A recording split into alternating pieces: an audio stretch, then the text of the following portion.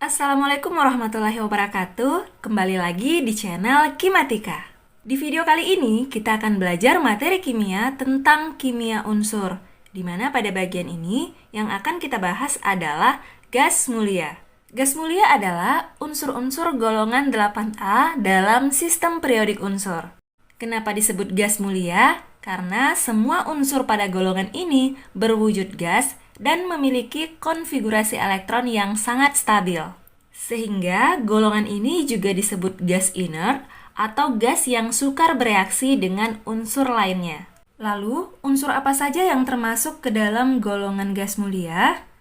Unsur yang termasuk golongan gas mulia ada 6, yaitu helium, neon, argon, kripton, xenon, dan radon. Nah, masing-masing unsur gas mulia ini memiliki nomor atom atau jumlah elektron untuk helium 2, neon 10, argon 18, kripton 36, xenon 54, dan radon 86.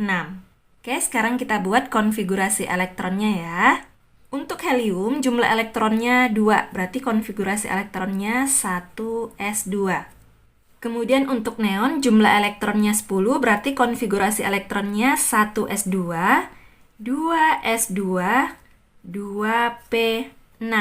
Nah, untuk 1s2-nya kita gunakan konfigurasi elektron helium. Jadi kita singkat seperti ini.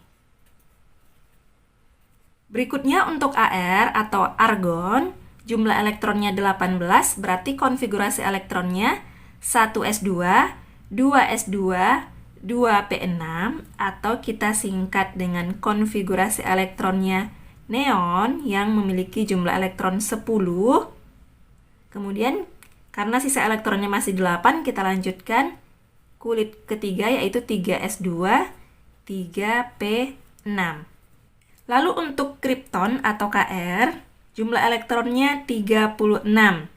Berarti konfigurasi elektronnya langsung saja kita gunakan penyingkatan, yaitu sama dengan konfigurasi elektronnya si Ar yang memiliki jumlah elektron 18, kemudian dilanjutkan ke 4s2, 3d10, dan 4p6. Lalu untuk xenon berarti konfigurasi elektronnya yaitu kita gunakan si konfigurasi elektronnya Kr, jumlah elektronnya 36, dilanjutkan dengan 5s2, 4d10, dan 5p6. Terakhir untuk radon. Berarti konfigurasi elektronnya kita gunakan si Xe, 54, sisanya adalah 6s2, 4f14, 5d10, dan 6p6. Nah, konfigurasi elektron ini disebut konfigurasi elektron yang stabil. Kenapa? Karena semua elektron pada kulit atau subkulit terluarnya sudah berpasangan atau penuh. Nah, jumlah elektron pada kulit terluar atau yang disebut juga dengan elektron valensi untuk helium adalah 2, neon adalah 8, argon adalah 8, kripton 8, Xe 8, radon 8. Atau sering juga disebut duplet untuk gas helium dan oktet untuk gas mulia lainnya. Jelas ya? Sekarang kita lanjut ke sifat-sifat gas mulia. Gas mulia memiliki beberapa sifat. Yang pertama adalah gas mulia memiliki energi ionisasi yang sangat tinggi, sehingga gas mulia sukar melepaskan elektronnya. Kemudian, nilai keelektronegatifan gas mulia sama dengan 0. Ini artinya, gas mulia tidak mempunyai kecenderungan untuk menangkap elektron. Karena sukar melepas dan menangkap elektron, tentunya gas mulia memiliki kereaktifan yang sangat rendah, sehingga ditemukan atau terdapat dalam bentuk unsur bebas monoatomik.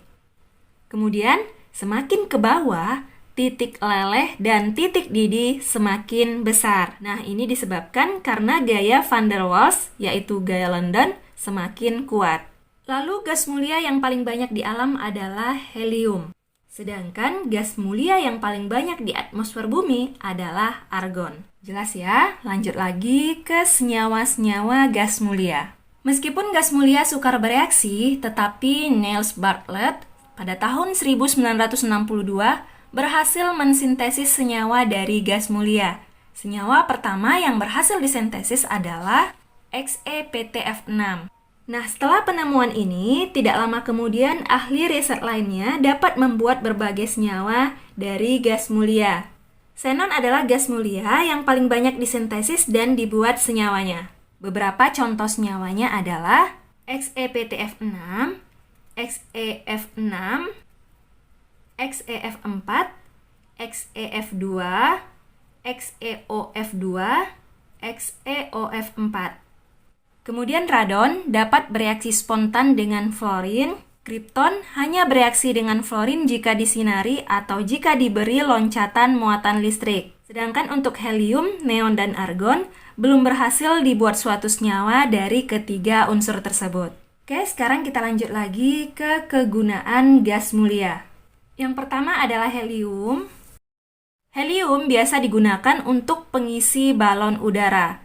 Lalu bisa juga digunakan sebagai campuran isi tabung penyelam dan dalam wujud cair, helium digunakan sebagai zat pendingin. Lalu yang kedua, kegunaan gas neon.